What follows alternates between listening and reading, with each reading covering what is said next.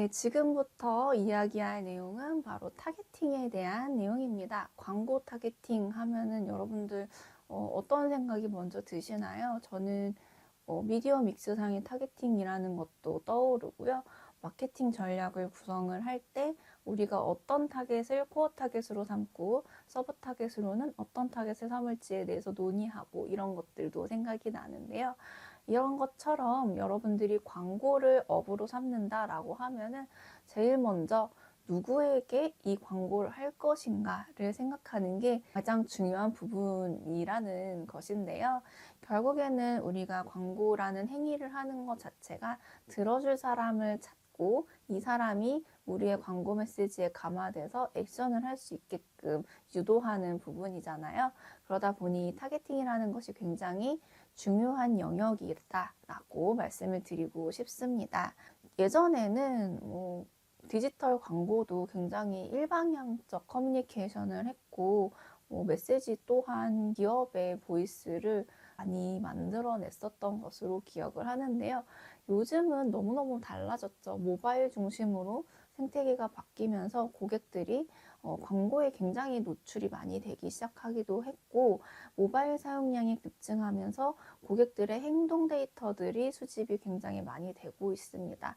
그러다 보니까 A라는 행동을 하는 사람에게만 광고 메시지를 보여줘라고 하면은 그런 것들이 가능하고 보고 싶지 않은 메시지는 또 가릴 수 있는 시대이기 때문에 우리가 광고 타겟팅을 정말 정확히 하고 전략적으로 구성을 해야 우리가 만든 광고들이 허공으로 흩어지지 않고 고객들에게 끝까지 잘 닿을 수 있기 때문에 여러분들 이 파트의 내용을 잘 기억하시면은 굉장히 업무에 큰 도움이 될 것 같아요. 우리가 나눌 수 있는 그 고객의 유형에는 비구매 고객, 우리의 고객이 아닌 사람이 있을 수 있고 그 다음은 이제 우리의 고객, 기존 고객이 있을 수 있습니다. 그래서 우리의 고객이 아닌 분들에서는 잠재 고객과 잠재 고객이 아닌 고객들로 나눌 수가 있겠죠. 특히 잠재 고객에서도 고관여 고객이 있을 수 있고 저관여 고객이 있을 수 있습니다. 보통 브랜드를 싫어하는 사람들은 아예 비관여 고객이라고 구분을 할 수가 있을 것 같고, 예를 들어 이제 불매 운동을 많이 하는 브랜드 같은 경우에는 아예 비관여 고객들이 있을 수 있기 때문에 제가 언급을 하는 부분이고요. 특히 잠재 고객에서도 고관여 고객 같은 경우에는 앞으로 우리의 고객이 될 가능성이 많은 잠재 고객이다라고 생각을 해서 분류를 하시면 좋습니다. 두 번째는 우리의 마케팅 활동을 통해서 아직 구매를 하거나 하지는 않았지만 유입이 된 고객들이 있습니다. 사이트에 유입이 되고 혹은 홈페이지나 SNS 채널에 유입이 돼서 우리의 커뮤니케이션 활동을 활발하게까지는 아니지만 그래도 어느 정도 하고 있는 고객들이 있을 수 있고 그 다음으로는 신규 고객과 구매 고객이 있는데요. 이 둘 다 우리의 기존 고객이다 라고 보시면 좋을 것 같아요. 신규 고객 같은 경우에는 첫 구매를 한 고객들로 분류가 되고 우리 고객이 된 지 어느 정도 일정 기간 안에 있는 고객들을 의미하게 됩니다. 그에 반해 구매 고객 같은 경우에는 이미 우리의 물건을, 우리의 브랜드를 경험을 한 사람들을 구매 고객이다 라고도 표현을 합니다. 마지막으로는 재구매 고객과 충성 고객이 있는데요. 재구매나 충성 고객 같은 경우에는 소비자의 여정의 단계에서 러브 브랜드에 도달하신 분들을 보통 이쪽으로 많이 분류를 할 수가 있습니다. 우리가 어떠한 물건을 출시를 해도 구매 가능성이 굉장히 높은 분들이다라고 생각을 하시면 좋을 것 같아요. 특히 CRM 마케팅을 공부하시는 분들이라면은 재구매 고객이나 충성 고객의 관리가 기업의 매출에 굉장히 큰 영향을 미친다는 사실을 기억을 하시면은 더 좋을 것 같습니다. 여러분들이 광고 타겟을 설정을 할 때는 보통은 우리가 KPI를 극대화하기 위해서 목적과 목표를 설정을 하고 그것에 맞는 타겟팅을 하게 되는데요. 타겟팅을 할 때 첫 번째로 고려해야 하는 것은 우리 브랜드의 방향성과 이 타겟이 잘 맞는가고 두 번째는 이 타겟이 우리의 기존의 고객이었는가, 신규 고객인가, 혹은 잠재 고객인가 하는 부분입니다. 보통은 마케팅 캠페인 활동이 신규 고객을 끌어들이기 위해서 큰 예산을 투자하는 경우가 많기는 하지만 그래도 기존 고객이나 충성 고객을 염두에 두고 마케팅 캠페인 활동을 하는 기업들도 많이 있기 때문에 해당 캠페인이 목표로 하는 바 그리고 전달하고자 하는 메시지가 어떤 것인지에 따라서 고객의 타겟을 정하는 게 가장 좋습니다. 이렇게 타겟을 우리가 어느 정도 데모라든지 행동 양식에 맞춘 타겟을 정했다면은 이 타겟의 행동 양식을 규정을 해서 우리의 타겟 페르소나를 만든다면은 조금 더 쉬운 마케팅 전략을 구성할 수가 있겠는데요. 예를 들어 10대 전용 화장품, 아크네 전용 화장품을 캠페인을 하고 싶다라고 했을 때 10대 청소년기의 남녀 친구들을 페르소나로 삼아서 이 친구들이 어떤 취미를 가지고 있는지 그리고 어떤 것에 가장 크게 반응을 하고 어떤 것에 가장 큰 흥미를 가지고 있는지 이 친구들이 좋아하는 스타는 어떤 사람들인지 그리고 이 친구들의 행동 양식 트렌드는 어떤 것인지를 면밀하게 조사를 해서 한 사람으로 표현할 수 있는 타겟 페르소나를 만들면은 이 내용을 중심으로 고객의 행동 여정을 정리를 해서 우리가 어느 지점에서 광고로 이 사람을 만날 수 있는지를 정할 수가 있습니다. 아까 말한 10대 청소년이라고 한다면은 이 친구들이 아침에 버스를 타고 보통 등하교를 하기 때문에 바깥 OOH 광고 같은 경우에는 버스 쉘터를 좀 투자를 하면 좋겠다. 학교 주변에 있는 버스 쉘터를 확보하겠습니다가 될 수 있겠고요. 요즘 10대 친구들은 SNS를 틱톡만 하고 있습니다라고 하면은 조금 더 SNS 광고 포션에서는 틱톡을 가장 높게 잡아가는 게 좋겠죠.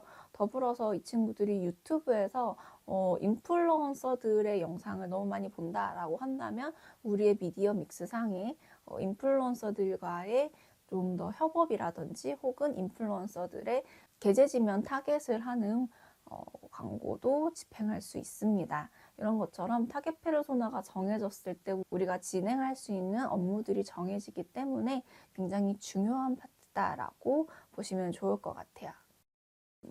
요즘 광고는 정말 데이터 싸움이다라고 할 정도로 데이터에 기반한 타겟팅이 굉장히 활발하게 이루어지고 있는데요. 지금부터 설명드릴 내용은 타겟팅 기법에 대한 다양한 방법들을 말씀드리고자 합니다. 보통 타겟팅을 어떠한 기준으로 진행을 하는지도 살펴볼 수가 있는 내용이니까 한번 같이 보시면 좋을 것 같아요. 첫 번째는 바로 인구 통계 기반 타겟팅입니다. 보통은 데모 데이터라고 말씀을 많이 하시고요. 연령과 성별 그리고 주거 지역 이런 것들이 데모 데이터에 포함이 됩니다. 두 번째는 관심사 타겟팅인데요. 예를 들어 여러분들이 네이버에 검색하는 내용들이 있잖아요. 내가 만약에 자전거를 검색을 했다 이러면은 저의 관심사는 레저, 스포츠, 자전거 이런 것들이 되겠죠. 이런 것처럼 관심사 기반한 데이터도 굉장히 디테일하고 대량으로 수집되고 있기 때문에 관심사 관련된 타겟팅도 굉장히 중요합니다. 세 번째는 리타겟팅에 대한 부분인데요. 리타겟팅은 우리의 웹사이트나 앱을 방문한 사람 중에 특정 행동을 취했거나 취하지 않은 사람들을 대상으로 뭔가 타겟팅을 할 수 있는 기법입니다. 리타겟팅 같은 경우에는 소비자들에게 조금 우리의 브랜드나 우리의 제품을 지속적으로 노출해서 상기도를 높이는 방향으로 많이 사용이 되고 있고요. 특히 우리 사이트에 들어와서 장바구니까지는 넣지만 다시 방문하지 않은, 구매하지 않은 고객들에게 좀 끝까지 쫓아다니면서 배너나 이런 것들을 노출을 해서 결국은 구매하게 만드는 그런 것들도 이 리타겟팅에서 나왔다라고 보시면 될 것 같아요. 네 번째는 유사 타겟팅입니다.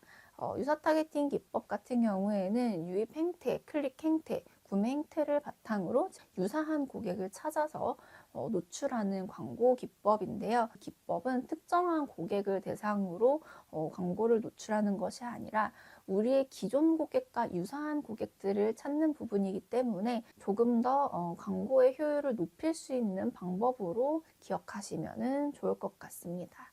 지금까지 말씀드린 네 가지는 고객의 행동, 고객의 특성에 기반한 타겟팅 기법이다라고 하면은 이제는 컨텐츠라든지 플랫폼, 기술에 기반한 타겟팅도 있는데요. 첫 번째는 컨텐츠 기반한 타겟팅입니다.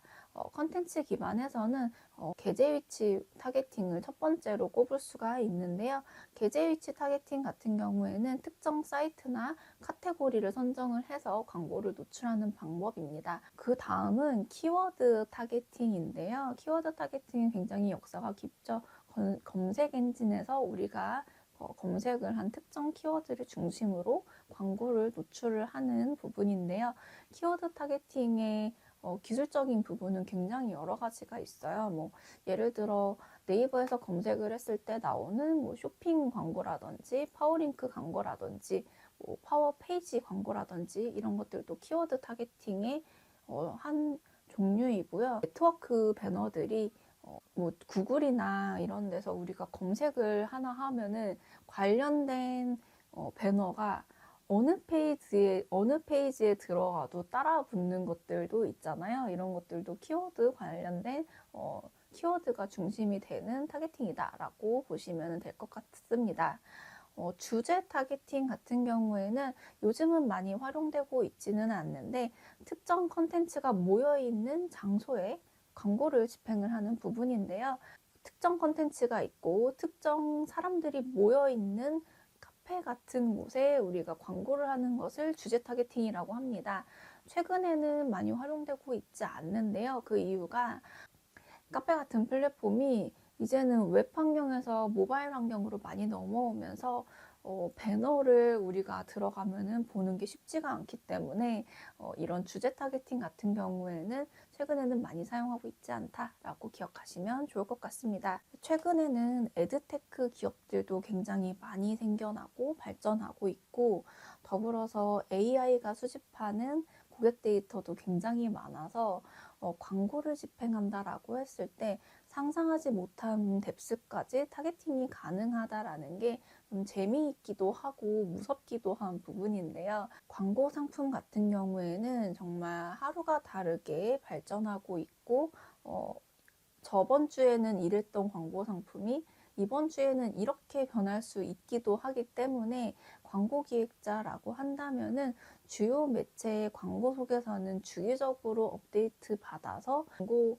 상품을 정확하게 파악하고 있는 것이 중요합니다. 데이터가 아무리 넘쳐난다고 하더라도 광고 상품이 제공하는 그 타겟팅의 뎁스는 천차만별이기 때문에 각각의 광고 상품이 가지고 있는 특성과 또 우리 데이터를 활용할 수 있는 범위를 늘 잘 파악하고 있는 게 중요하다는 말씀 드리면서 이번 강의는 마무리하도록 하겠습니다.